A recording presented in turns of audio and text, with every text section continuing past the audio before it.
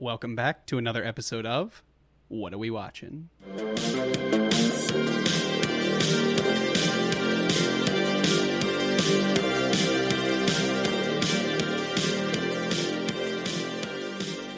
Mr. Keith, how you doing, pal? I don't know, man. I'm having one of them days where you want to You're all wound up today.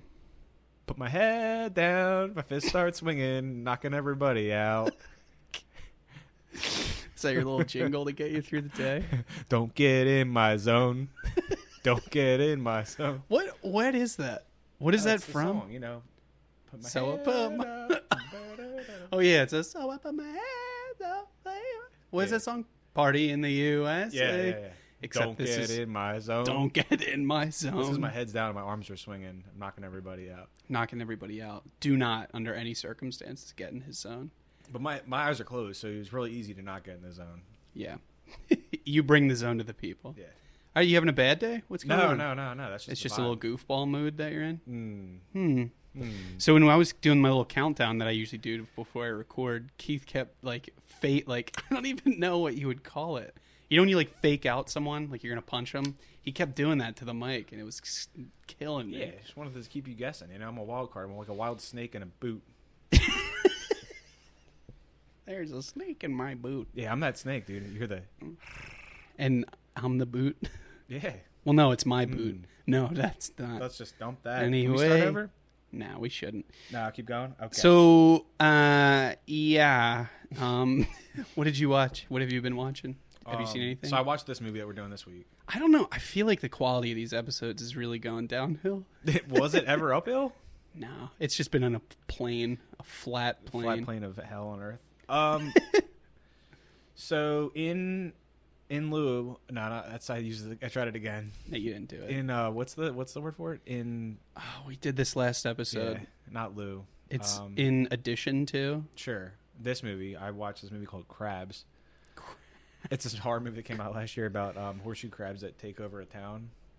They good. kind of like they just start, you know, because horseshoe crabs are kind of wild. Start crabbing around. But they start latching on people's faces like face huggers from Alien. They're just like wrecking people. Why did this movie get made? Or I'm sorry, it's how? just a horror, it's like a smaller horror movie. It came out last year, I think. I just kept seeing the flyer everywhere. It's just it looked. I don't know. I like just wild movies. Yeah. I'll watch anything. 2021 it came out. But yeah, it's just crabs! ! Crabs. It's called a kaiju movie. I guess that kind of spoils it right away that it's going to be a big monster movie. But It's basically like 3 levels of crabs. It's like face huggers from You got Alien. like your entry level, like Well, your got red your lobster crabs. You got your face hugger Alien. There's like normal horseshoe crabs, and then you have like this morphed like Starship Trooper size battle orc crab, and then you have the big queen crab that comes out like Godzilla. Is this a potential Fright Night episode? Was it good? Did you enjoy it? I would watch it again. I mean, I had a good time with it. There's definitely some parts where I was like, it's like it's self-aware of what it's doing. Yeah, like it knows that it's like, all right, this is kind of strange. They basically have to stomp out and wreck all these crabs that keep trying to kill them. Like the crabs are like almost like they're like almost like aliens. They're almost like little gremlins. So is it like they're normal they pick up crabs? they pick up their shell and they're like looking at you and they're like, Oh, they fucking I start. hate that. They wreck a prom night. They just come in and just start fucking Classic. wrecking everybody. What is it with prom in horror movies? It's great. That's is that like a thing? Yeah, I mean Carrie. Carrie was. That's the first prom. movie I know. It was 1976. Brian De Palma, one of the greatest of all time. Big time. Ask about him. I don't.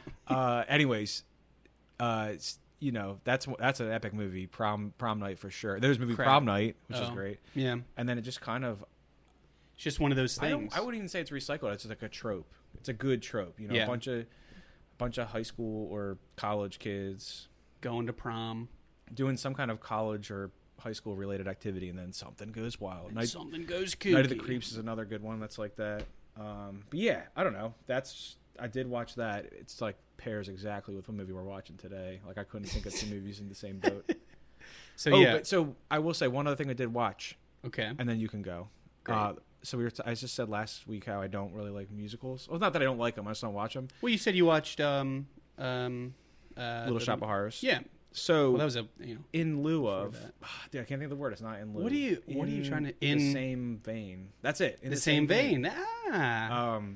I was Keith gets to watching graduate. 1989's Phantom of the Opera, which stars Robert Englund as the Phantom, and it's Nice. not a musical. Robert Englund, for those who don't know, plays Freddy Krueger in Nightmare on Elm Street. Yeah, so it's basically he looks exactly the same, just rugged. His face is all fucked up. It's like Freddy Krueger's like, oh. He sells his soul to the devil. His face gets all messed up, and then he becomes the Phantom in the opera. Blah blah blah. Yeah. Great. Actually, Did he buy the opera, or was the opera like we had a non-haunted opera that could use some haunting?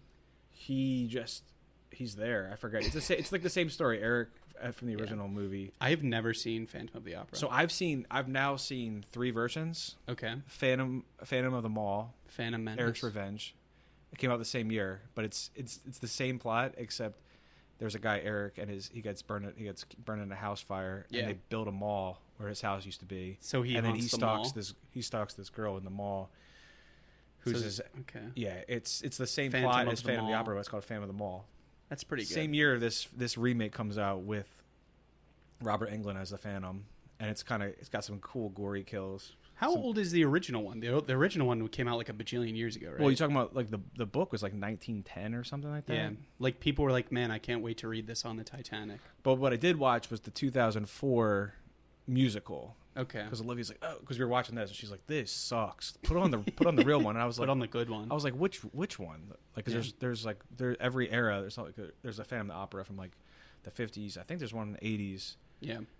Then there's the one. Is there like a newest one? What's the newest? Yeah, 2005 would be the newest one, and Okay. that's got Emily Rossum as the main, and Who's the Phantom? oh my God, not what is his name? I don't know. It's not Hugh Jackman, and it's not. There's 3 guys that are. I'm pretty sure they've never been seen in the same room. It's not Russell Crowe. It's not Hugh Jackman. It's the 3rd guy. They all look exactly the same. Is it Gerard Butler? Yeah. Yeah. Did you look it up, or did you just guess? Nope. I just knew it. Wait, did you know that I was going to say Hugh Jackman, Russell Crowe, and Gerard Butler haven't been seen in the same room because they're the same person? I just looked it up. Oh, you're a fucking fraud. You're a fraud, dude. Yeah, Gerard Butler plays the Phantom. It's pretty good. It's just kind of long. Yeah. But I liked it. I thought that one was pretty long. Even like It's like if you do like the theatrical production of it. It's like 2.5 hours. That's not too bad. It's not too bad, but I mean, See a little Phantom, a little singing. But Emily Rossum's in it. Shameless. You know, queen, whatever. People love her, whatever. Or whatever. Just like whatever. Just Anyways, say that's what I whatever watched. after everything. I don't give a shit. What did you watch? I quite literally haven't watched anything. I watched this movie, and then I'm still just on Band of Brothers. So you watched something. It's called Band of Brothers. Band of Brothers, and it's my official pick. Yo, let's. And then we got some other movies coming up. Can we watch that show, Only Murders in the Building? Yeah, Emily and I watched that show. What do you mean you watch it? Why don't you tell me? Only Murders in the Building? What do you mean, why didn't I tell you? I don't know. I was going to check it out. I didn't want you to have to hear about it this way. I'm a couple of Hey, you never seen that show? It's really good. I know. It's pretty funny. Our boy Steve Martin's at it, so I wanted to watch it. Oh, yeah, all of our boy, what's her name? Selena. That's your boy. Yeah. No, I like Selena. She's really good. Yeah, but she's not my boy. We don't get coffee or nothing. Well, that's a shame for you guys. Great. Man, I hope the escaped convict comes here and just... That's not even... That's like an unfunny thing that people have been doing lately. Like, hey, let's go get him. Okay, yeah. Back him in the corner like a honey badger. I'm sure that he's going to react well to... So for those in the greater Philadelphia area, let's call it, someone escaped prison. It's probably on like national news at this point. It has to be, yeah. But there's a guy on the lam. In 2023, to be on the lam, it's kind of impressive. The dude's a huge scumbag, he's a huge scumbag. Anyway, so what movie are we watching this evening? Oh, we're watching that one by Scorsese, dude. I'm pretty sure it's called Goodfellas. I don't know why I did that. Just is it Scorsese or Scorsese? So, I've always said Scorsese my entire life. Yeah. My buddy would always say Scorsese recently, and I'm like, how reputable is this buddy? Fucking clown. It's actually our friend Jack, right? But I was who's a clown? He's a clown? Kidding. But then I actually looked up a pronunciation where someone asked Martin how he says his name, and he says Scorsese. Scorsese. No, Scorsese. Scorsese. Yeah. So, but I think any of those Scorsese, I'm pretty sure any of that's okay. Yeah, like he's not gonna storm out. He might break your back either way. You say the wrong one on a bad day, you never know. Oh, big time. But those eyebrows fuck you up. Great. So yeah, we're watching Goodfellas. This came out in 1990. I actually noticed. In 1990. September 19th was the United States release. Keith, there was this fun fact that I heard earlier. No, you're about to steal it. You might as well just say it yourself, buddy. Don't even try it. No, go ahead. Nah, dude, fucking say it. I don't So care. apparently this was released 10 days earlier in Venice. I completely found out about this on my own. Keith didn't have anything to do with it. No, this is like a big... You came in and you were like, "Oh, did you know this was released in Venice before?" And I didn't even come in and say that. I just said it as we were sitting here. Yeah, I was like, "Oh, Keith, come on in." It was at the Venice International Film Festival, right, buddy? And then you said, "Can I use your bathroom?" Also, this was released. And I was like, "Don't steal my facts, scumbag." And he's like, "Oh, check this out." And that pretty much brings us up to speed. So 1990, this was released. It's 146 minutes long. The budget was $25 million, which is, I guess, like this. It's not really anything like wildly crazy. And in the box office, it made $47.1 million. So this just kind of in general, like the importance of this movie, I think it's just cool to note it. Like as I was looking into this a little bit, just about like the production and stuff, this is registered in the National Film Registry by the United States Library of Congress. It's basically like it's slated. The government is basically protecting this as like it has such a cultural like significance just for it being an awesome movie that they've decided to preserve it in like the National Archives, which I just thought was really cool. Did you have anything? Yeah, that archive is pretty cool. I gotta like start. If you go to there's a wiki for it, and you can sort by year of release, like the National Film Registry. Do you know? Alien was definitely in there. Alien was in there. Really? Yeah. Interesting. Oh yeah, I mean, there's probably more movies like that. It does sound. I'm not saying that fact isn't impressive because it is. I'm just saying when you go and look at this list, you'd be like, oh, there was way more movies in here than I thought. Yeah, I just think it's cool that it was like. I don't know. I think this would, as like a filmmaker, director. Oh, we didn't even do. So it was directed by Martin Scorsese, and the screenplay by Nicholas. What was his last name? How did you say it? Pileggi. And Martin Scorsese. Yeah, so Pileggi wrote the book Wise Guy in 1985, so he did interviews with Henry Hill. Like he actually was able to get interviews with him to write the book. Yeah, so Henry Hill was a very real guy. Yeah. And he actually passed away like not that long ago. Do you Henry have a date Hill on that?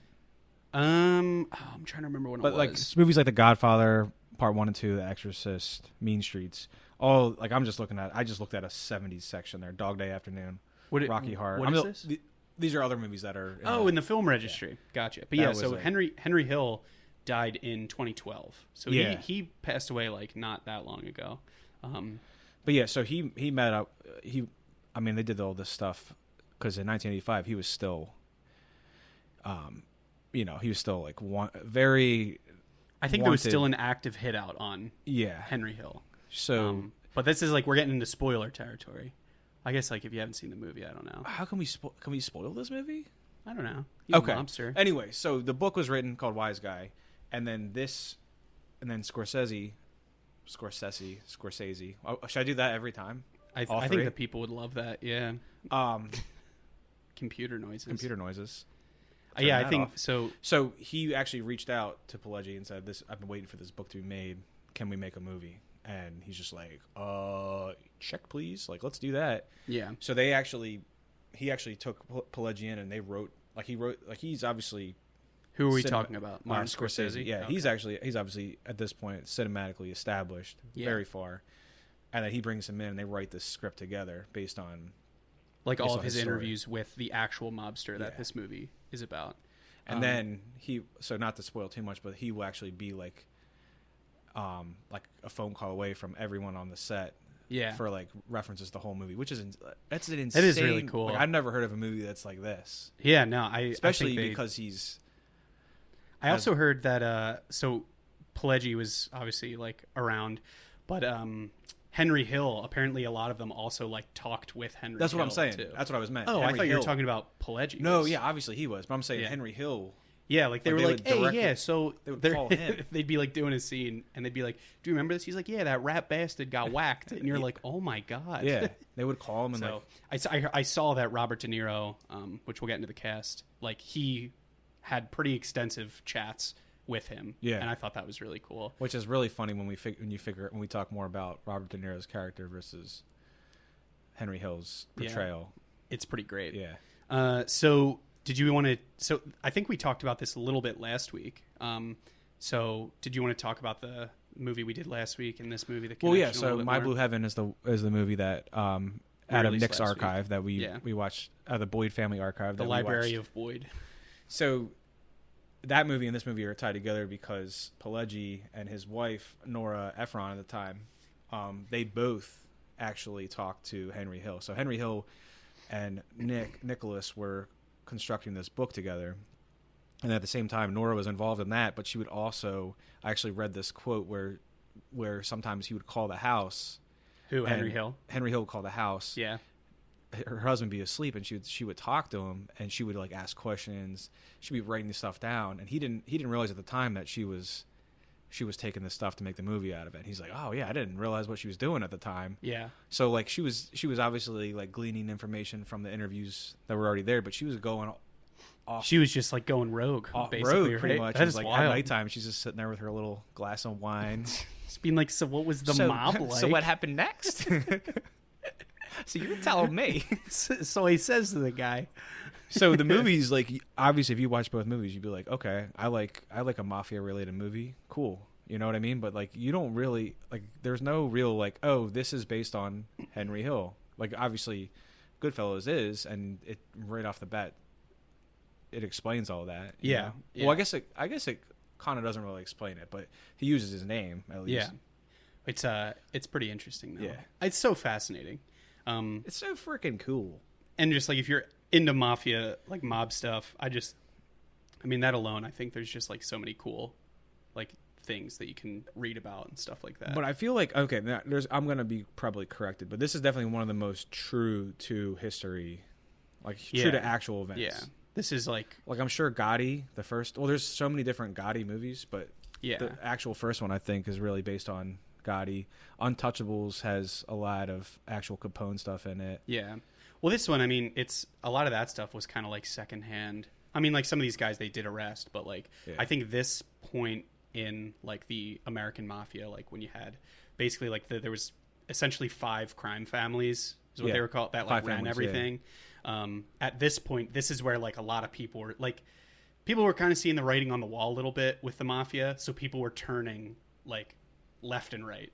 Basically, this is like when I guess what was it, like Rico and stuff like that, when they were like basically able to arrest all these old mob members, and a lot of the newer people were like, oh, you mean I could just like dime out this old ass dude and then I won't have to go to jail? Yeah, I'm gonna do that. Well, you said don't rat on your friends except when you're about to go. Except when I need to. Except when you're about to go away for 25 years. Okay. So in comes Henry Hill. Yeah. So let's go over the cast in this. This is, I don't think we should call out everyone, but no, we just give a rundown of. Let's go with the mains, and then we got to go with like. There's a couple in here. A couple in cool that are in other things that you got to talk about. Yeah. So do you want to rattle off some of the names? De Niro is listed first as Jimmy Conway. He's obviously not the main character, but he's the biggest name. He was the first person cast for this movie too. This is how he was able to secure funding for the movie. They basically like Scorsese and De Niro were very close, and he basically cast him in this movie, and then was like, "All right, I got Robert De Niro to be in a mob movie. Money, please." And everyone was like, "Yep, yeah, okay." So I just thought that was cool. He was the first person they cast. Yeah, they're like, "Oh yeah, we saw him in Mean Streets. We saw him in Godfather stuff." Yeah, we saw him in Raging Bull. Yeah, well, let's do it. But yeah, well, are we just gonna not talk about how crazy Scorsese's filmography is, or are we just gonna? I think that's a bonus episode. We should just do a whole like director. Yeah, because he has so many fucking movies that are like. It's almost like upsetting. The best. It's all like you're like, oh yeah, that's my favorite. And he doesn't movie. Stop. He's got like if you want mob stuff, the Irishman was really good. The Departed and the Irishman, I would think, are two excellent crime related movies. Yeah, he just loves it. Yeah, and then he's got his new movie coming out. I think next 2 months. Oh, I did see that. Yeah, that'll be cool. But anyway, continuing. So De Niro, Jimmy Conway. Ray Liotta plays Henry Hill, and this is actually one of his first biggest roles. Yeah. He was You only know- in a couple. I think he was in. Oh God, what was that other? What was the other movie? He's in that movie- Something Wild. Yeah, he that was movie we in. talked about with Dumb and Dumber. Yeah. He's in that. Which I thought was really That's cool. like the biggest one that he was in before this. So I thought this is. I keep interjecting and I apologize, but apparently Al Pacino and John Malkovich were considered for. We're about to get to him. Joe Pesci's role, and then for Henry Hill, people who were considered were Sean Penn, Alec Baldwin, Val Kilmer, and Tom Cruise. I feel like Sean Penn would have done a great job. Sean Penn probably makes the most sense out of those guys. Yeah. You could. I always love to see Val Kilmer who, like, could have been. Yeah, it would have worked because I mean he's like an Irish Italian guy. Yeah. I feel like but I will say this: if you look at pictures of Ray Liotta versus Henry Hill, like there's some facial configurations that I'm like, what? They kind of nailed it. How did they honestly. do that? I don't know. He saw him. He's like, hey, let's get that guy. He's like, hey, use guys. Hey, he's gay. He's like, you kind of look like this man. So anyway, Hey, Henry, you think this guy looks like you? He's like, Henry's like, what do you mean? The most handsome, charming man in Hollywood, Ray Liotta? Yeah, he looks. Yeah, he almost looks as cool. Yeah, as we me. look alike. Great. That's like me saying, me and Ryan Gosling can play me for sure, dude. But in reality, like, I look like Steve I look Buscemi's like gonna- what's fuck, man. I look an oxygen deprived version of him. Someone said I looked like Steve Buscemi, but not in a mean way. It was like a buddy of mine, and I was like, How is that not a mean I was way? like, He's a I wouldn't be skeleton. shocked if I never leave my house again. Dude. Yeah, but anyway. Fuck. So- Anyways, Joe Pesci is Tommy DeVito. Lorraine Bracco is Karen Hill, Henry's wife. She also is in The Sopranos. She plays the cool. Oh my God, psychiatrist. she's in good. The Her Sopranos. voice is, I don't know what it is. She's got that like She's raspy, like, and then you got the. but there's like that raspy. raspy tone to her voice no matter Yeah. what. Like even when she's doing an interview, I'm like, Paul Sorvino plays Paul Cicero. Big time. Frankie Severo plays Frankie Carbone, dude. Frankie He is the Carbone. most crazy looking He's person awesome. I've ever seen. He's like, in. what is his head? His shape? hair is wild. He's like a hammerhead. You know what? You know what else he's in? Have you seen? Well, you've seen this. He's in The Wedding Singer. Yes. Yeah, he plays like a small, and he's wearing like the velour sweatsuits in The Wedding Singer the whole time. That's great. But Frank Vincent plays Billy Bats. We have someone in our life that reminds us of Frank Vincent very much, but he is insane. That's wild. That's a hot take. Yeah, scary hair, dude. Mike Starr plays Frenchie. We covered him in Dumb and Dumber. He actually plays like a ruffian in a lot of late '80s, early '90s stuff. Yeah. Who else do we want to talk about? There's a couple. Michael Imperioli. Yeah. Plays Spider, a very minor character. He plays Christopher in The Sopranos. So that was another thing. I was looking this up. The creator of The Sopranos basically he saw this movie, this came out, and he was inspired to create The Sopranos. That's cool. Yeah, I mean, like, if you start looking at like some of these movies, Because like Tony's based out of someone in the same family. I'm pretty sure. I think it's the same family. Don't know, I'll but look he's in like New Jersey, so it would be a little different in this. No, but I one, thought it was. Well, I'll look it up on the side as we keep going. So this movie's about the Lucchese crime family. Yeah, I thought his guy was also from Lucchese. I don't know. I'll look it up. A young Samuel L. Jackson plays Stax Edwards. Yeah. He's like a very minor character, one of their friends that kind of hangs out at the bar. And I'm then trying to think of anyone else that. Well, I'm thinking Vinny Pastore. He's on it for like a second, but he's Big Pussy in Sopranos. He's in it for literally 1 second. A single second in this but movie. he's recognizable. And then the other dude that's recognizable from The Sopranos is Tuddy. So Frank DeLeo plays Tuddy. He's Paulie's like his gopher guy yeah. at the beginning. That bit he's swole, huge swollen dude. Yeah, I love it. Yeah. I love all of it. Catherine Scorsese plays Tommy's mother. That's Martin Scorsese's mom. And then Charles Scorsese plays Vinny.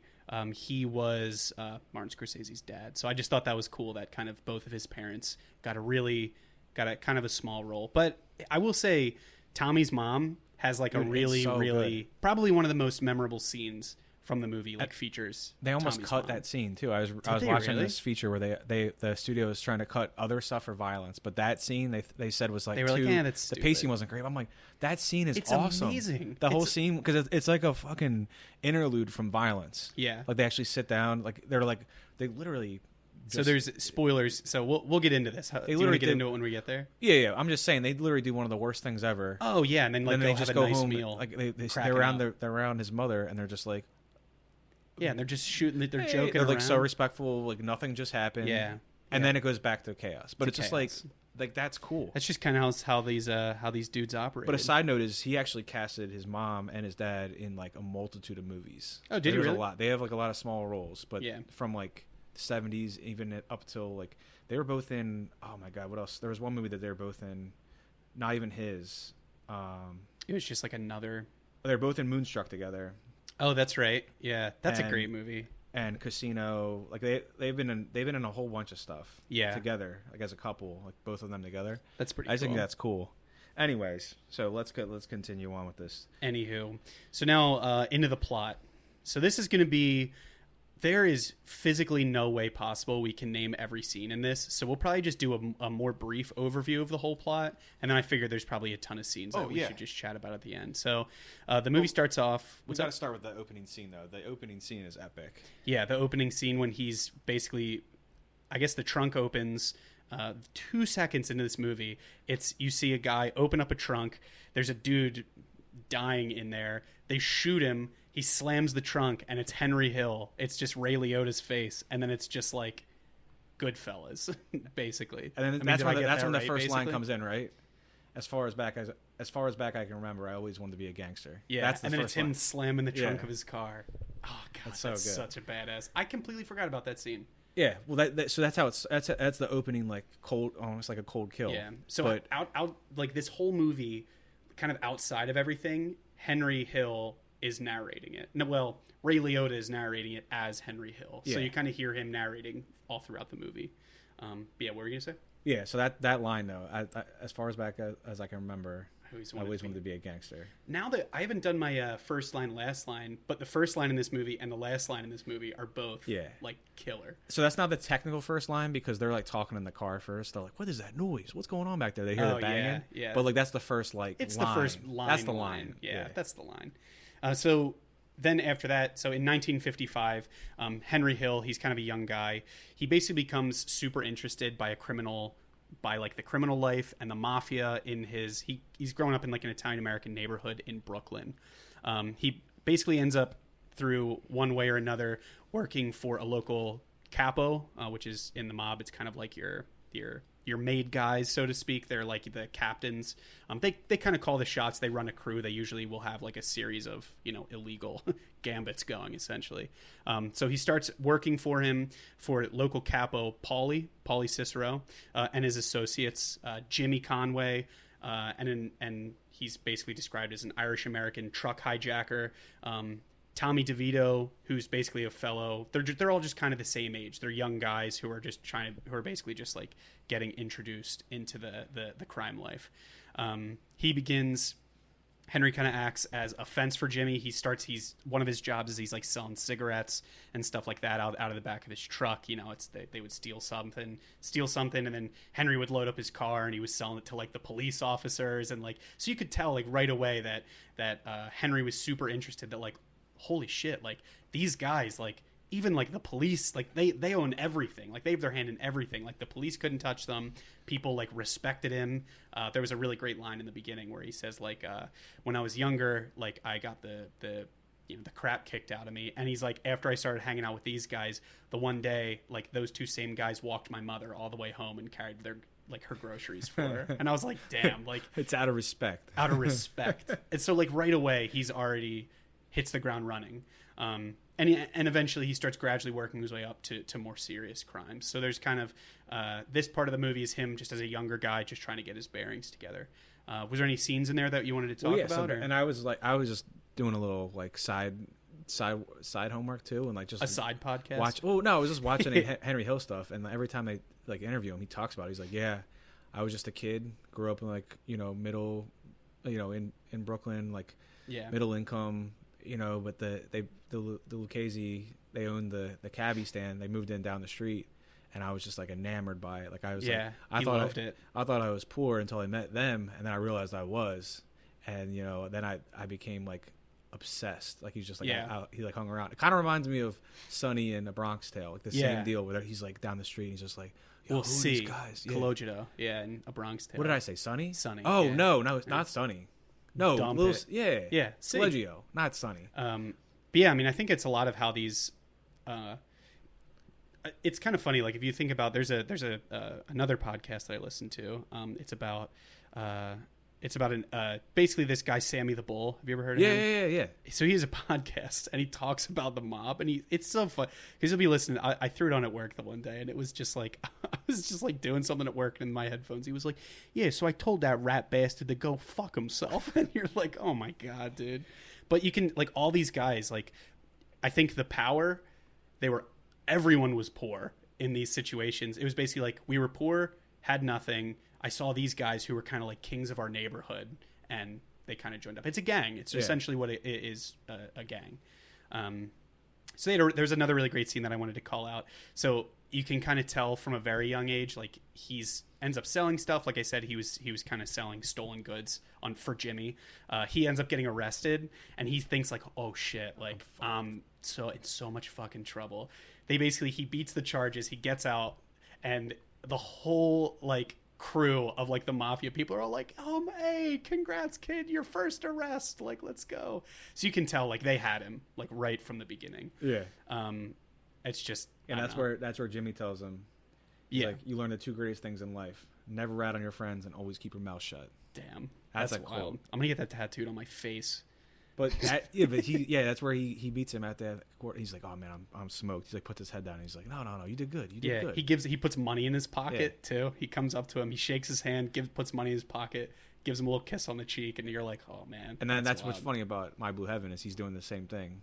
Yeah. He does that, and he's tipping everybody. Well, yeah, we'll get into that one. I think we were talking about we're gonna do a little bonus episode on some of this stuff. But yeah, it's if you listen to our first one and you ended up watching My Blue Heaven, give this a watch and try and just draw the parallels between. Maybe watch it in the opposite order because this is a better movie. But so anyway, it fast forwards. He's older now. He's obviously not a kid anymore. So the three associates we have. Henry, it's kind of like the three main guys, Henry, Jimmy, and Tommy. They're kind of hanging out at this nightclub, just, being young dudes with a lot of money. He ends up meeting Karen. You kind of introduced to her. She's out, and he starts flirting with her. She's initially like not super hype that he's a little bit of a criminal, but I think he ends up like kind of seducing her because he has, he's very flashy, and there's a scene like leading up to this super busy restaurant, and I think she takes over some of the narration, and she was like, he always like, everybody always knew him, like we could always get a table, and there's basically this montage they're walking through. There's like a line to a really, really nice restaurant like down the block. He just walks right up, shakes the guy's hand, gives him a tip. They walk him through both of them through the kitchen. They like pull up a table right in the front. And so she was just kind of like, oh my God. Like she was just kind of so enamored by the lifestyle basically. So that scene is like it's like a really famous scene. The scene that you're talking about where they basically like skip the line in the night house because it's all one shot. Yeah. It's like a steady shot, it's really great. And they had to like orchestrate that entire shot because there's like staff running around with hundreds of people. It was. That's really. I never even thought of that. I always just think of it like, oh God, I love this scene. So I forget. I think it's in like the documentary or it's in some like bonus thing that comes with the Blu-ray or whatever. And I've seen it. I've seen this clip a couple times. But yeah, the way that they have to shoot it, is there's a guy with a Steadicam behind them and following them, and they basically have to like hit every not just them, but every side. They all have to like hit their mark. Has to hit their mark exactly. Damn. And supposedly the one time they got it all the way through, there's the stand-up comedian is performing at the end, and he like. Oh, he like missed the line. So they got all the way through, no issues, and he missed the line, so they had to do it all over again. That would be. And they ended up getting it, but it was like, but like they I guess they said they spent like a long. That's probably expensive too. A long to like time get getting done. that scene, and it's really cool because when you're watching that scene afterwards, it's like you don't think about it. You kind of just think you're like along for the ride. Yeah, almost. but it really works. Like but that's why Scorsese is as incredible as he is. So she right away she basically they end up getting married. Her parents do not approve of him. That's just kind of throughout the whole thing. I think after he gets married, there's like a series. And again, I'm kind of speeding through some of this a little bit just for the sake of like, this is a long fucking movie. There's a lot to get through. It is long. Basically, after they get married, he's staying out really late with his friends still. Like, he's drinking, coming home, and like literally like in the morning. And Karen ends up, she pulls it. There's a great scene. He pulls up, and Karen's mom answers the door, and she's like, "Where were you, Henry? Like, you're a grown man. You can't act like this." And Henry just looks at her, turns around, and gets back in the car. And like all of his buddies are like, "What's wrong with you, Henry? Oh, what's the matter with you?" Like, they're just totally like clowning him. So he really doesn't like. I mean, he's basically going to do what he wants to do. Oh yeah. So fast forward a little bit more. It's now 1970 in the movie. You are introduced to a man named Billy Batts. He was a made man in the Gambino crime family. This is, again, one of the 5 crime families that kind of ran New York. This is what these 5 families, just kind of as a side note, are I think I mentioned this earlier. This is what is kind of known as the mafia, the American mob. So he was just basically part of another family. They're all tied to each other. They all have kind of respect for each other.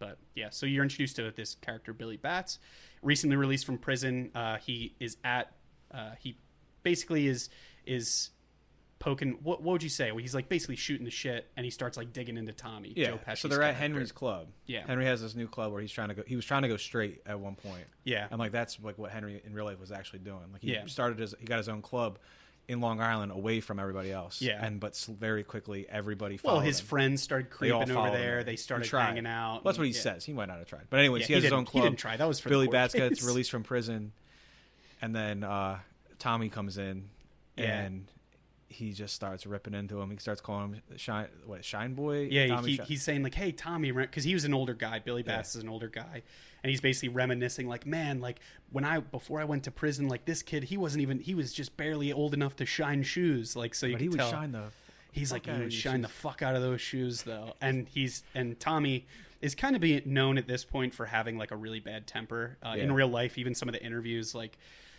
Outside of this movie, if this is one of your favorite movies, you should listen to. I want to read that book. Yeah, Wise Guy book. Yep. But I mean, the way people talk about Tommy, like the real guy Tommy, they were like he would flip on a dime. Like you'd be laughing, and then he'd be like, quite literally, punching someone in the face. But he essentially freaks out. He's like, I don't shine shoes anymore. Like I'm kind of a guy.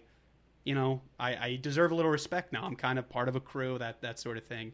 And Billy Batts just keeps being like, he's like, all right, yeah, you're a big guy. You're a big guy. And he walks away and goes, I'll go get you a fucking shine box, which is just an awesome. He's like, yeah, he's like, your ticket. He doesn't say your ticket's punched, but he says something like that. He's like, your button. He's like, you got your button, or whatever. I'm like, oh man. Yeah, so he leaves. Yeah, the night kind of continues on.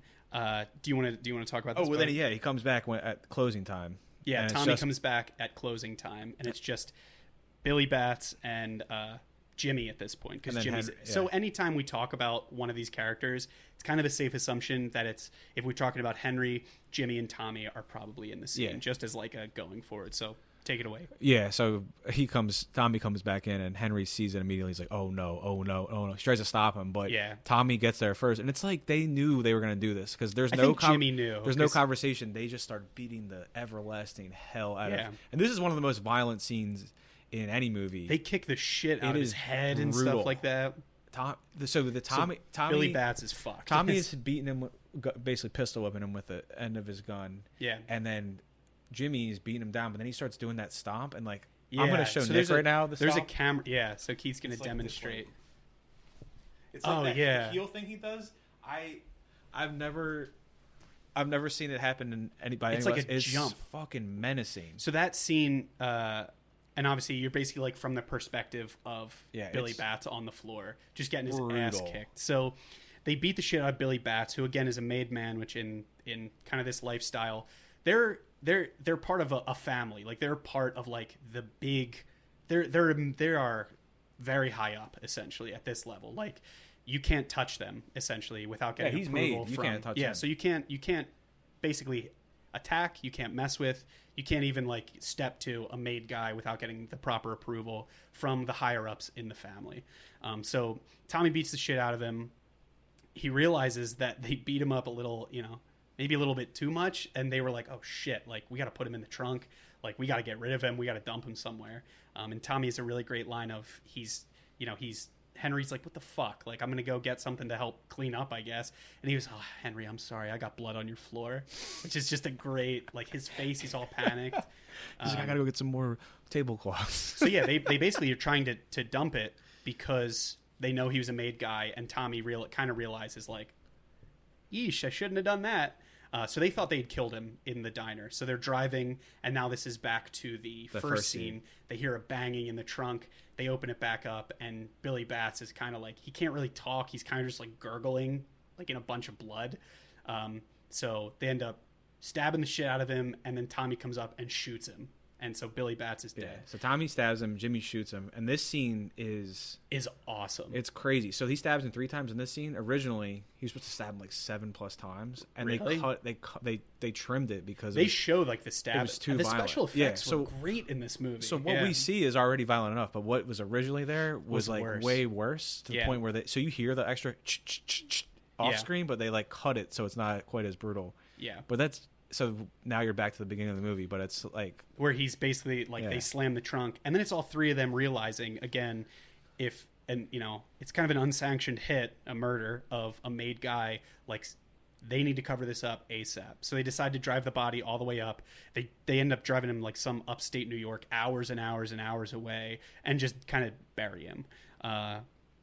So they're on their way back, or they're actually on their way to bury the body before the knocking. I was going to bring up his mom scene. They stop at Tommy's mom's this is house. what I was talking about with chaos too. Yeah. Oh, hey, we're at Tommy's house. So they have literally they beat a guy to death. So they thought they put him in the trunk.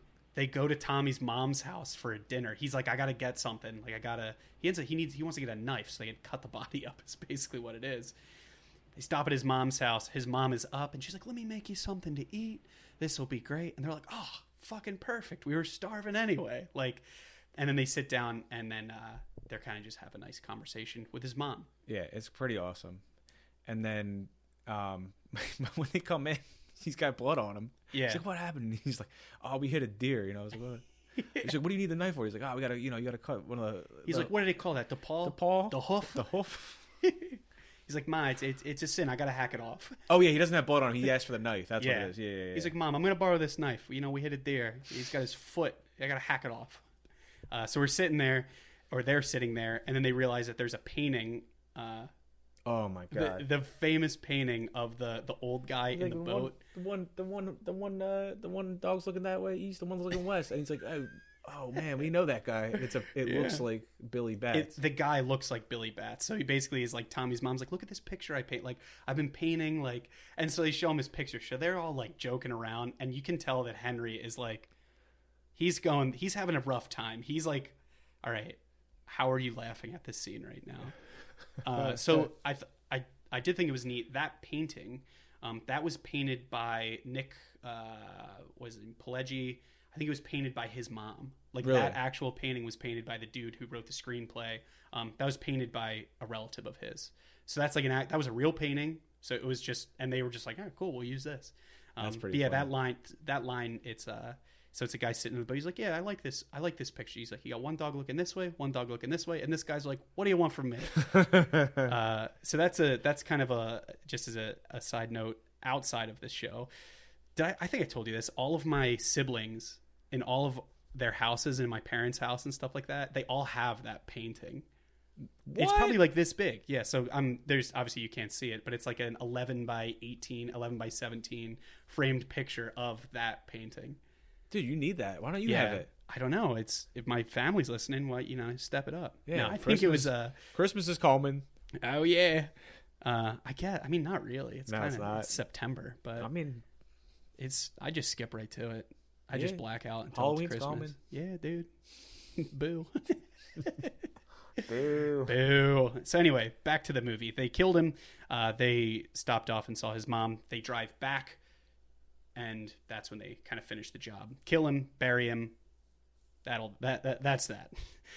So after this, they're kind of back doing their normal crime thing, and they realize that Jimmy kind of comes up to Henry one day and he goes, "Hey, you remember that thing about our friend that disappeared?" He's like, "Yeah, they're turning that whole land into a development complex, so we got to go take it. We got to go dig him up, essentially." So they drive back, and then they basically have to dig up the decomposed body of Billy Bats. And Henry's basically throwing up while it's happening. He's gagging, and it's pretty brutal. He's like, "Oh, I got an arm here." Did you see? I was gonna say that. Did you have you were just said it? So who's saying that? Jimmy and Tommy are down there, like they're digging. He's like off to the side, like trying to help, but he's just not. It just reminded me of the pizza incident at work. Yeah, Keith ate a bunch of pizza and lost. Someone was trying to help us clean up, and she was like, it's like the same scene, pretty much. Yeah, except without a dead body. Dead body and not pizza. It was a whole Papa John's pizza. That's wild. They dig him up, and I think he's Tommy says. He's like, "Henry, what do you want?" He's like, "What do you want? The leg of the wing?" That's what it is. They're like digging him up. And Henry's just like, "Oh my God, this is awful." That's pretty funny. So fast forwarding a little bit, later on, so it kind of covers his whole life. So it's kind of like late 1970s at this point in the movie.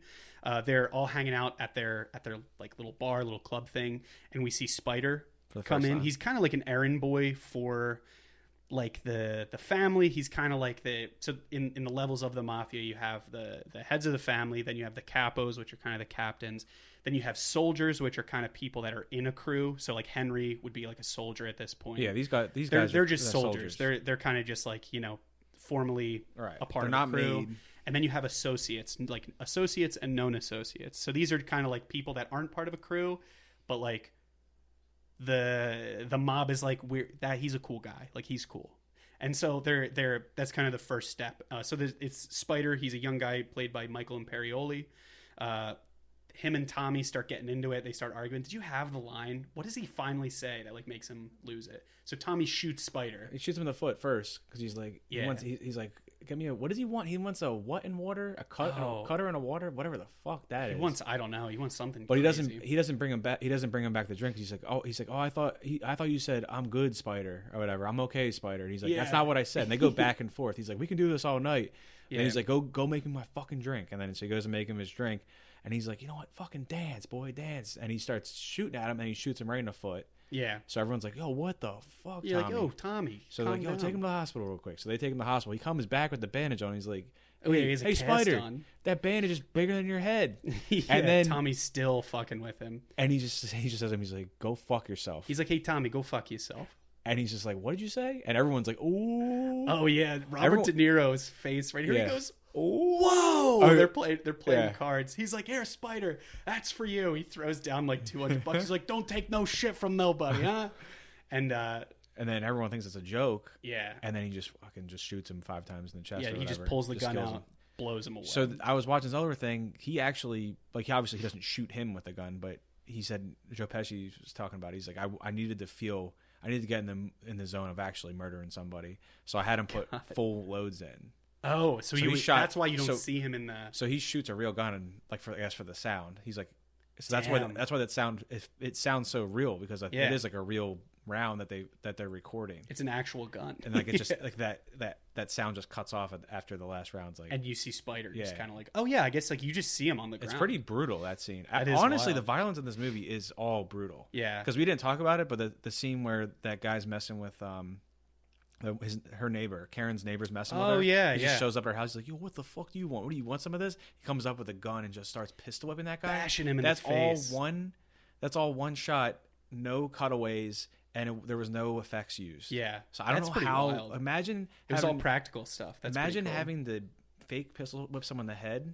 Yeah, over and over again using that kind of. They must have like trained that. I don't understand. Like that's crazy. That is wild. Well, that scene that you're talking about.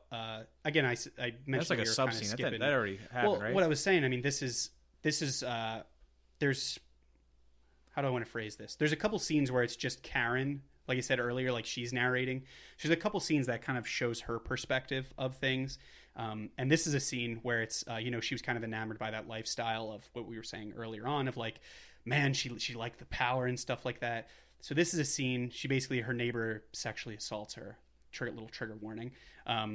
So she tells Henry about it. He goes over, beats the shit out of him with a pistol, like Keith just said.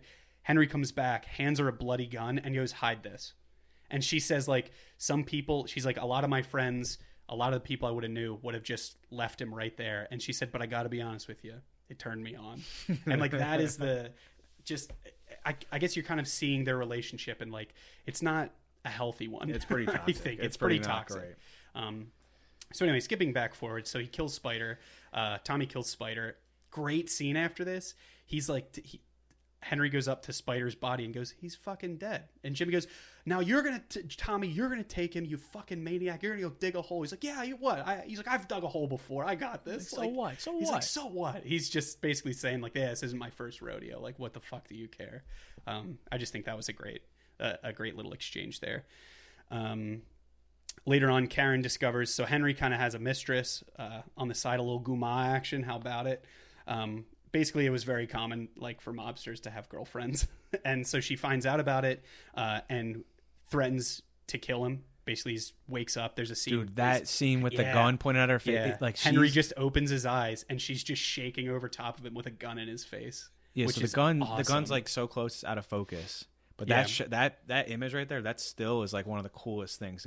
Basically, you're looking down the barrel of the revolver, and her face is behind it, all cracked. Her face is all fucking cracked out. Yeah, it's pretty great scene.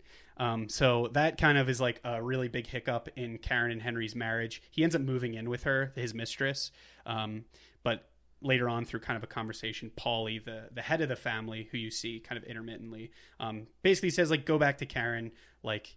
He ends up getting a debt. He gives him a little bit of money. He's like, go back, be with your wife, try and make things right. So after returning, Jimmy and Henry, so the debt that he did collect where he got the money is basically from a gambler. They're basically shaking down a guy of just like, you're going to have our fucking money. Like they put him, it's actually at the zoo. I think they take him to the zoo. They fuck him up. And they hold him over like the lion exhibit. So after returning home, Jimmy and Henry are arrested. Basically, the dude that they were shaking down she worked at the FBI. So they get arrested. This is kind of their first stint in prison. They receive 10 years.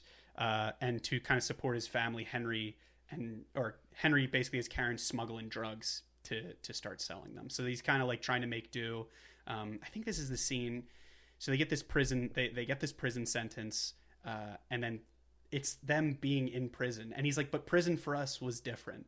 Like, it wasn't like normal people. Like, it's a house that they're living in. It's like him, all of his buddies are in there that he got arrested with. They're like making sauce. They're like, they're playing cards. Paulie's chopping the garlic with the razor blade. Yeah, he's like, Paulie always liked to cut the garlic thin, so it would just like, what does he say? He's like, it would melt away in the sauce. Yeah, that's so good. They're basically like, they're living it up. They're in a vacation. They're like on a cabin, pretty much. They have a whole cooler full of lobsters and steaks. He's like, yo, when you put those lobsters back and you give me a steak out of there, I'm like, what the fuck? Yeah, so I mean, they're paying any and everybody off. Like, so Jimmy is not with them. Jimmy is serving hard time in Pittsburgh. Yeah, Jimmy's not having a good time in Pittsburgh.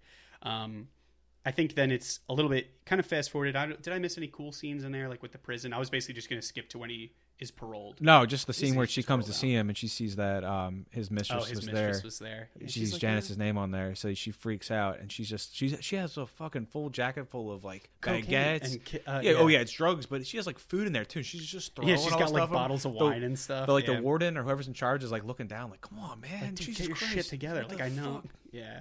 So apparently that was a thing. Like, if you had little kids with you, like back in the day, that was like taboo to like, let me search your child's thing. Like, people, like, it was almost like, it seemed like it was so easy to get away with crime back in the day.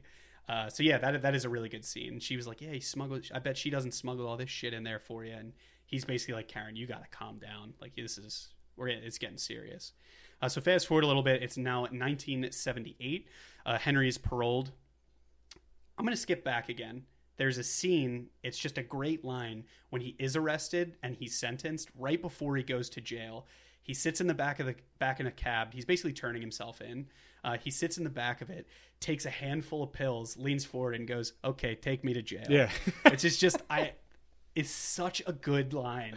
Like, it's just the whole sequence of him just being like, "All right, let's get this over with. Like, I'm going to slam some pills and that'll be that." Like you said, fast forward, he's paroled. It's 1978. He ends up expanding his cocaine business, which was kind of taboo. Like, the mob really wanted to stay out of drugs. I think Paulie had a line in there. He's basically like, it's just like a messy business. Like, at this point, the mafia, like, hijacking card games, like basically untaxed card games where like they would get a cut of like super high limit, that sort of shit. These were kind of like, running numbers, all that good stuff. That was like the bread and butter of the the Lucchese crime family at this time in the late 70s. So he is expanding his cocaine business with Jimmy and Tommy. So he's bringing the whole gang in.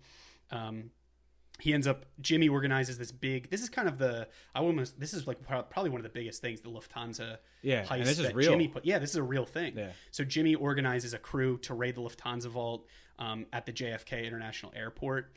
He ends up pulling it off. They have this whole big plan, this elaborate thing of they're basically going to rob an airport. So they get away with it. They steal $6 million in cash and jewelry. They basically, and then there's so many great scenes in here. Did you want to talk about any of these? Yeah, the one line he says when they're describing it, he's like, "Whenever we ran out of money, we just robbed the airport. It's better than Citibank." Yeah, yeah. But yeah, so this is real. Like, this was like happened, a and this was the thing.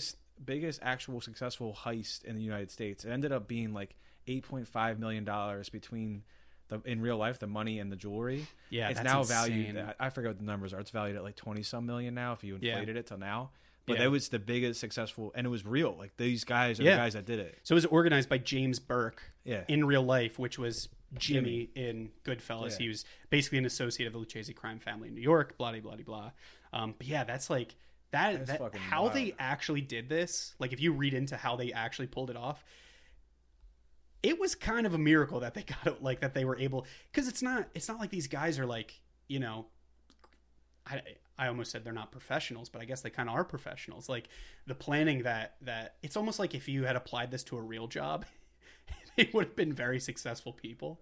But anyway, they're not like bank robbers though. They're not like, I mean, I guess they're not robbing a bank, but still. It's it's same. Yeah. You but rob still, a but I'm bank, just you saying, rob an airport. Yeah, You rob one, you rob crazy. them all. So the Lufthansa vault heist is a success.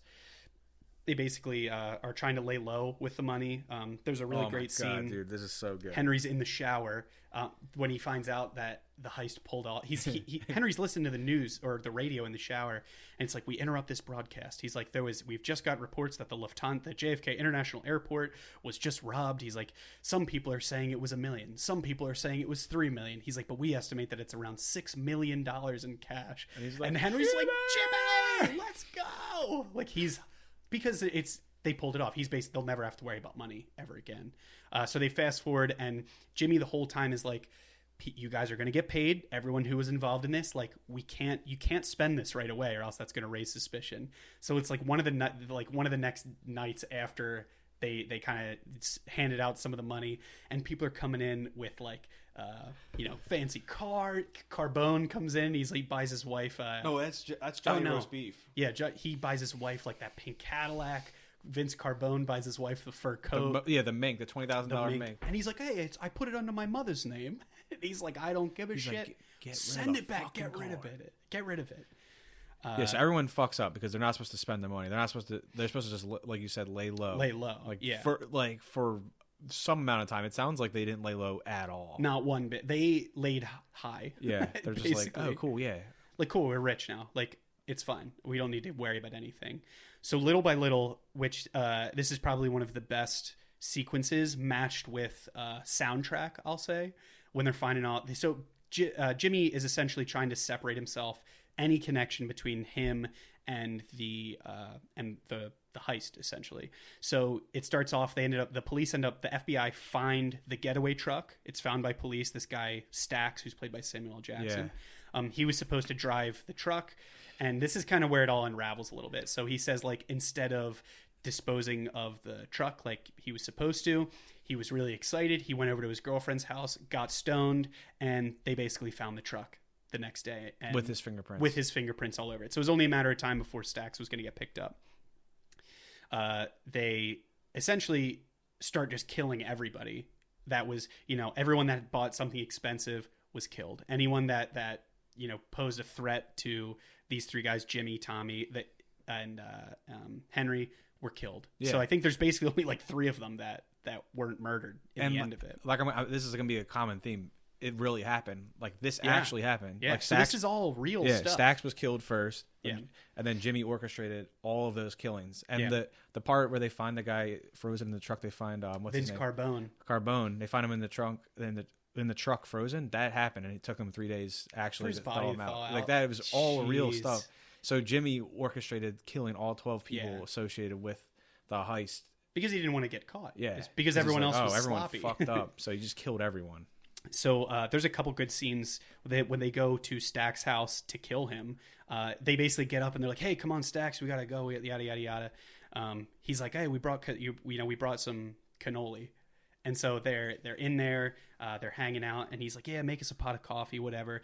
And so he's like, Stax was clearly late. He was supposed to meet them, and he's like, "Oh, sorry, fellas, I'm just running late." And Tommy goes, "Yeah, you're gonna be late to your own fucking funeral," and pulls out a gun and blows his head off. Dude, he has a great. After that, this is the whole thing. I was just leading up to this one line where he says, "Leave the gun." He tries to take the coffee pot with him. He tries to leave the coffee pot. Yeah, leave the coffee, not the cannoli. Oh my, that is the God. Leave the gun, take the cannoli is the Godfather. Yeah. I'm sorry, man. Everyone in my family was just you're fucked, bro. I'm done. I'm not Italian for a second. Yeah, you're fucked. God, that sucks for me. No. But when I was watching this last night, I was honestly thinking the same thing. I think it just reminds me of that so much. Yeah, because they just shoot the dude.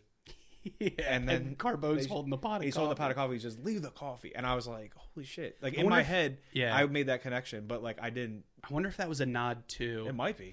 I think there was like donuts or something that they bought.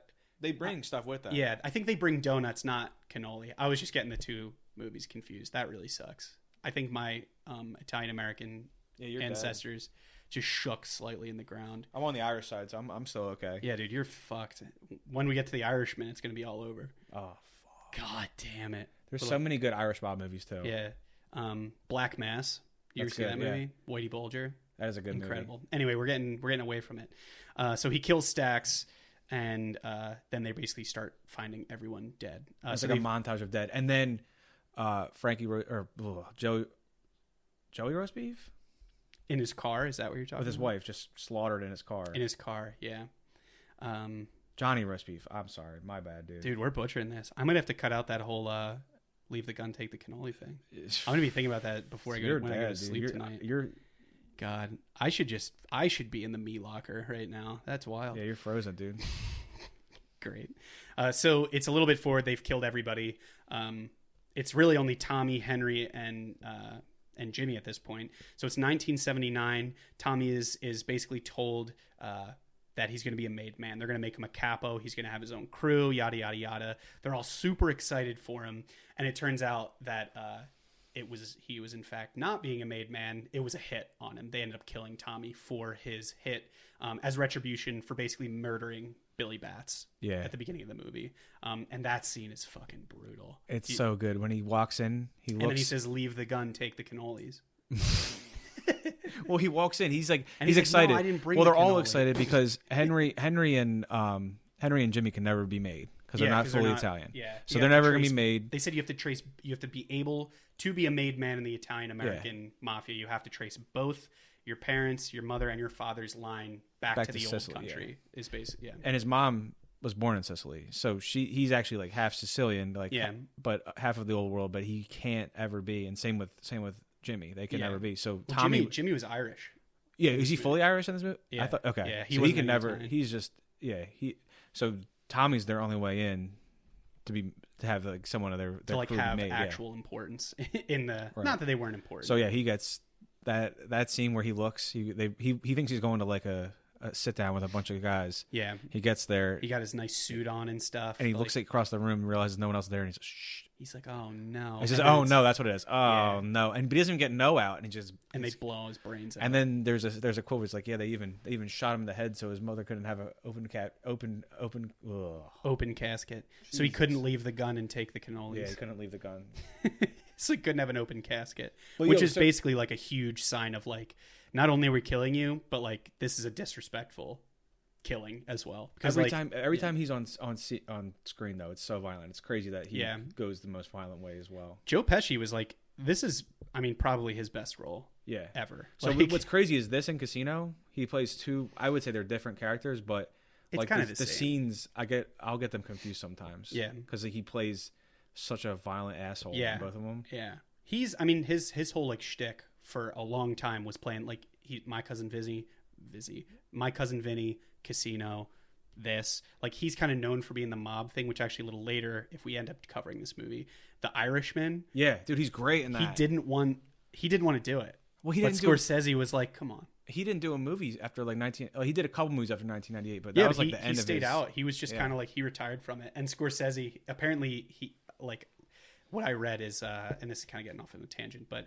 apparently he read he asked him like hundreds of times, be like, when are you going to do this? Like, I'm only doing this movie if you're going to sign up for it. Like, when are you going to do it? And finally he was like, fucking okay. Like, I'll do it. So anyway, so Tommy's dead. Fast forward a little more. It's now by 1980. Henry is like really hard into the drugs. He's like whacked out on all sorts of cocaine. The way that they get him in there, he's always sweaty, always paranoid. Like he starts, and it's like a transient. He's like getting worse and worse. Yeah. The way they do that is incredible. They had there's a great scene of basically him. You hear him take like a huge, like basically rip a huge line of cocaine, and he puts his head up, and he's all sweaty. His hair's all fucked up. He like really pale, and you're like, ooh, Jesus, brother, Henry, you're not looking too good, buddy. So he becomes super paranoid. He ends up setting up a drug deal with some Pittsburgh associates. They're kind of like throughout the movie his like kind of his drug connection, but he's arrested by the narcotics agents, and he's incarcerated. So basically he's fucked again. Yeah, so they're constantly running drugs between Pittsburgh and there and here, and again, this is all against Paulie's like that. The head of the captain is like, basically, if they were to have found out that he was doing drugs or running drugs, they probably would have gotten killed. Because that would pose a threat to the whole family, the whole organization, yada yada yada. And he tells him when he gets out, he's like, I know. He basically's like, I know what you were doing in there. And he's like, what was I doing? He's like, I know what you're doing, but it stops now. Yeah, like, you're not doing. He's like, you did what you had to do in there to support your family. Like, I get it, but out here, you're done with that. So he gets bailed out. Karen bails him out, and reveals that she ended up flushing. It was $60,000 worth of cocaine because the FBI was basically at the door. So they have nothing. That was kind of their whole. That was supposed to last them for, years essentially of just selling little bits of that. He ends up kind of turning his head in shame or putting his head down in shame, and he goes up to Paulie and he's like, "Hey, I'm asking you. Like, I have nothing. I am, I don't know what to do." So Paulie, in the end, he basically says. There's a really great line. He says, $3,200. He's like, that's all. He said, like, that was the last thing he gave me. And then Paulie says, now I got to turn my back on you. Yeah. So essentially, like, he was an associate of, like, the crime family. He was, like, a soldier. But basically, this is Paulie being like, you are no longer associated with our business in any way. Like, you're out for all intents and purposes. Which and is, then, like, at pretty the same wild. time, Karen goes and sees Jimmy because she's like, Henry doesn't know I'm here. But she goes and sees him. Yeah. And she's like, I need money. I'm like, we have nothing. So he gives her some undisclosed amount of money. And then also says, oh, you want some Dior dresses? Go around the corner to this other. It's like a shady, like a warehouse where she's going to get obviously taken care of. Yeah. And so she's like, it's like an extended scene of her walking down. She's like, is it here? He's like, no, just keep going on. Keep going on. He's like, keep going. And then she gets to where it is. There's some dudes messing around the warehouse. And she's like, I gotta go. She just gets in her car and speeds off. So she almost gets murdered at the same time. So they're like because I guess everyone realizes what's happening here. That he's gonna get pinned or flipped. Yeah. Well, Like there's a trial coming. He basically doesn't have Paulie's protection anymore. No. Like that's a big thing. Like Paulie was like, you're not like, since we're not associated, that's kind of it. Like we're done. So then there's one final scene where Henry and Jimmy they meet and I think who is it? Yeah, I guess Jimmy asks Henry like, "Hey, I need you to travel for like a hit." He's basically. like going. Yeah, he's going on vacation. He's like going on vacation. Anthony, take care of this guy. Yeah, and it's very very obvious that he was. I don't think, for as smart as Jimmy was to organize that whole thing, it's pretty obvious that he's like, don't like, you're my, you and I are such good friends. Like, we got to stick together. Like, he's really being a little over the top with the whole thing. Yeah, he even says he's like Jimmy's never asked me to he's never asked me to do this before. Yeah, and now he wants me to. He's like, I know if I went to Tampa, I was never coming back. Yeah, so which is an awesome fucking line. So he realizes that Jimmy was going to have him killed. He doesn't really have anyone to turn to. He decides to become an informant, and they enroll in the witness protection program. He ends up giving this wild testimony to have Paulie and Jimmy convicted. He ends up moving to a kind of a non-descriptive neighborhood, and he's in the witness protection program, and that's kind of where he lives out his life. The last line in this movie is he's like, the first day he's like I'm just a nobody now. He said he calls himself an average schnook. Yeah, which is really great. I'm an average nobody. Get to live the rest of my life like a schnook. And right before that, he goes, I tried to order spaghetti and meatballs, and all I got was macaroni with like basically like terrible sauce.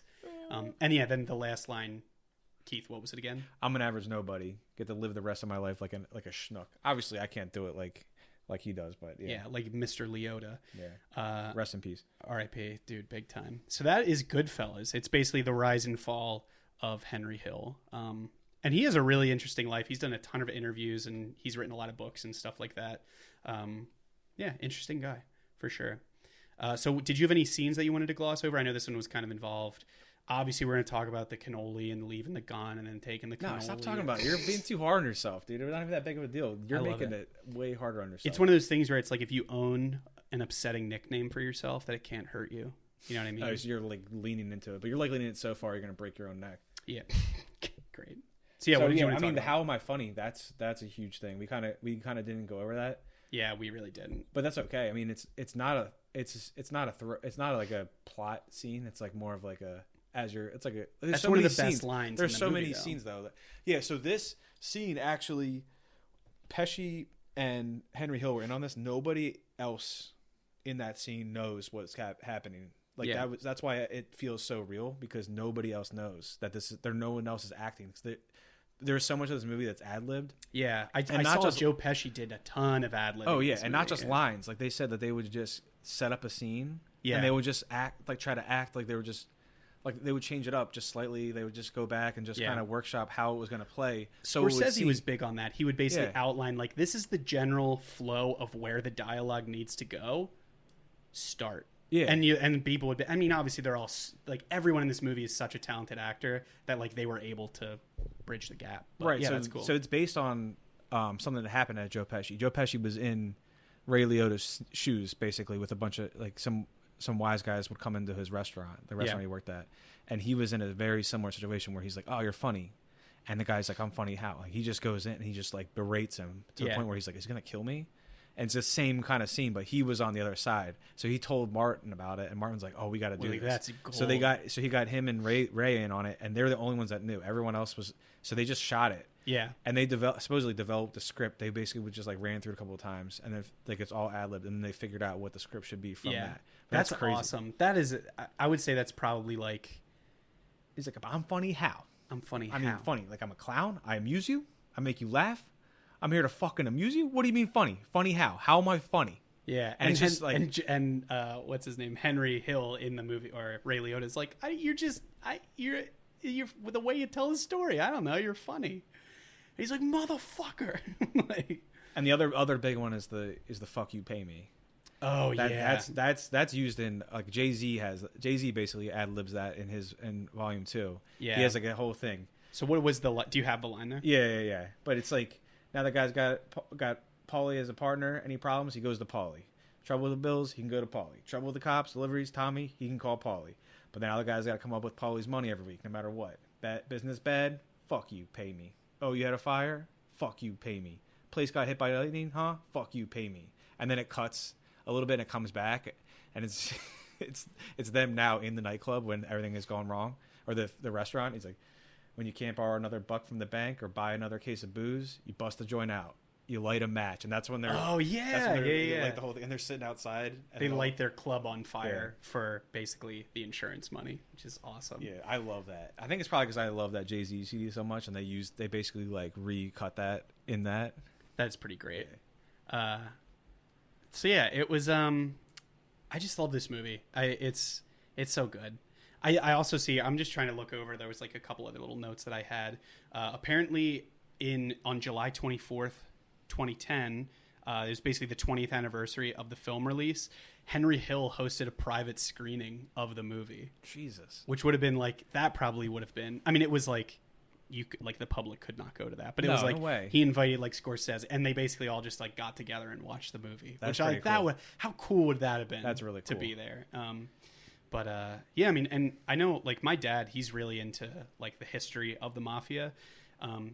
This is probably one of his like favorite movies. Apparently that like Henry Hill, he basically had an active hit out forever. Like he basically never, though if anyone, I mean, there was no one around. All the old timers were either in jail or dead or too old, they were in their 80s or 90s, right. And they couldn't do anything. But Jimmy was actively trying to had to hit out the whole time until Jimmy died. Yeah, he was basically like if any, like concerned. I will give anyone X amount of money to kill Henry Hill. Yeah, he moved from Omaha to Kentucky to Washington, I think it was. Yeah. So it's different from My Blue Heaven, but it's like he had to keep moving because people kept finding out where he was. Yeah, and he eventually ditched the witness protection program though. I mean, like I said, it was so much time had passed that he's like, all right, like I'm fine to just be myself now. But yeah, so the crime family is actually represented in here. So you said Capo, Paul Cicero in this, but they actually changed the last names of those guys. So that was Paul Barrio, and then Jimmy Conway's James Burke, Tommy DeVito, the arm breaker was Tommy DeSimone. Yeah. And then Maury Kessler was also actually a real person. Oh yeah, Maury's Wigs. We didn't talk about him. He's a bookie in this. Yeah. But when they hit the Lufthansa, yeah. When they hit that actual thing, he's part of it, and he's just trying to get his money the whole time. And then Tommy stabs in the back of the neck with a. That's a brutal scene too. That's what I'm saying. Every time Tommy's involved, and then the interviews say that they dumbed him down for this. Like they made him softer for this movie. Like he was actually like way fucking scarier. Yeah. Which is crazy to think about. No, Tommy. Like he's way more of a violent dude than this movie terrifying. Even says. But he has a great scene when they go to kill him. They're basically smiling. Jimmy calls a hit on Morty, one of their friends, and he's like, they basically have to keep him around the club because they don't want him to go anywhere because they're gonna kill him. So they're laughing and stuff like that. And he's like, it's crazy. He's like, it's never. He's like, if you were to like, that was the scariest part of it. Like, it's never your enemies that would kill you. He's like, it would be your friends smiling, and then they stab him in the back of the head in the car. Yeah, see, your murders come with smiles. Your murderers come with smiles. They come as your friends, the people you've cared for all your life, and they always seem to come at a time that you're at your weakest. Yeah, it's such a good line. Yeah. What else? Did you have anything else for this one? I think I'm trying to see how long this has been a long one. We're like, I think an hour and 20 right now is what we're at. Damn. Well, they have the Goodfellas line in there too. Oh yeah, yeah. You know, we always called each other Goodfellas. Like you said to somebody, you're gonna like this guy. He's all right. He's a good fella. He's a good fella. He's one of us. I think that's cool because it's like, I don't know. I think it's nice when they like tie. I mean, it's why he named it that. That actually wasn't the original name. It was supposed to be called Wise Guys, but there's a movie called Wise Guys that was already made. Brian De Palma put out as a spoof mobster movie with I think I talked about it in the last one. You Joe did. Piscopo and Danny DeVito. Yeah, they play some. Yeah. It's like two like dumb. They're like bumbling, like, hey, who's this guy? It's really good though. That's pretty funny. Yeah. There's so many good mob movies. So many. Yeah. I think we should do I would like to do a little bonus episode of just like talking about different mob movies and stuff like that. From all different eras too. Yeah. 70s, 80s, 90s. Did you ever see the show Boardwalk Empire? I've seen the first season. And I really like it. That's really good. I didn't have a reason not to finish it. I really liked it. It's awesome. I haven't finished it. That's like a whole other. It's so long. Because obviously, the crime family branches out of New York and they get involved in so Jersey. That's what I thought was cool about this too. The actual Don of their family, Lucchese family. They call it. They only talk about it in one scene, but Mr. Gribbs, when they talk about him, that's the actual Don at this point. Oh, okay. So that they actually talk about him in the movie, which is kind of cool. It's like a really. I kind of caught. I just happened to be looking up stuff and I caught it and I was like, oh yeah, they do talk about him for like 1 second. I forget. Paulie's talking about him for like 1 second. Yeah, and I'm like, so like they actually have the actual movers and shakers. Like Billy Batts is a real dude. Yeah, he was in, but like you said, he was in the Gambino crime family. family. I think he was he alive? Like, I'm trying to see. Yeah, I mean so Billy Batts was alive when Carlo Gambino was alive. Like the dude who was quite like one of the original, like he was original 5 people. He was one of Gotti's guys. It's so interesting. I love that. And that so scene that's all real. What happens in the nightclub and stuff, that's all real too. Yeah. The first heist that they do, the USA France, the one that Frenchie is setting up. Yeah. That's all real too. It's so cool. I was listening to the interview where they were talking about that, and they get the guard a hooker. Really? They take him into a room. He takes his pants off. They take the key and copy the key, and that's how they orchestrate that 420,000, whatever they do first. Yeah. That's wild. Like that's all. It all is real. I'm like, holy shit, man! That's got to be like that's crazy. Like I can't even fathom any of that. Oh yeah, that's insane. But this also set the record for the most F words in a movie at the time. It was really? 300. I mean, Scorsese There's a lot, also blew it out with Wolf of Wall Street. It was like 500 plus times. That's wild. And that movie that I was telling you about has more curse words. Gutter balls. That wild gutter balls. 516 curse word F words in 81 minutes. That is alarming. Yeah. So, but that's what I'm saying. Like, you don't really think about it, but they say fuck like a lot of them. Every other second in this movie. Yeah. It's so neat. All of it. I love it. So yeah, I think we should wrap it here. I think we covered a lot of it. If you guys like this movie, I agree with your opinion. Oh, but one more thing. What's up? So speaking of Wise Guys, Pileggi has another movie coming out called Wise Guys. Oh, really? It's the Luciana crime family, and Robert De Niro plays he's a dual role, plays 2 different capos. Really? That's pretty wild. I was reading about it for a while ago. When did you say that was slated to come out? That's next early 2024. So Scorsese has his movie, and then Pileggi has his movie. Yeah, that's all coming out. That's pretty sick. That'll be good. Yeah, cool beans. And it's Killers of the Flower Moon. That's the one that Scorsese's doing. Oh yeah. And that's coming out in. That's kind of soon. Yeah, I thought that one was kind of soon. October next month. Holy my God. Shit. I thought it was November for some reason. That's wild. Well, by the time this one comes out, it'll be. Well, yeah, it'll still be. I think this one's coming out in September. Cool. Well, yeah, I think that, like I said, that'll do it for this one. Yeah, our usual stuff. Follow us wherever you want. Did we want to talk about the shirts and stuff? Yeah, tell us. So little fun fact at the end here. So we do have some shirts that are available. If you go on our link tree or like our social media, you can find the link to the store. We have some T-shirts. We have a hat. We have a little tote. So got some cool stuff if you're just looking for ways to support the show. Yeah, let us know what you think. I think outside of that, any final remarks? Going once, twice, sold. All right, Keith. Nah, the only thing I'm going to say is remember, never rat on your friends and always keep your mouth shut. Until next time. See you later.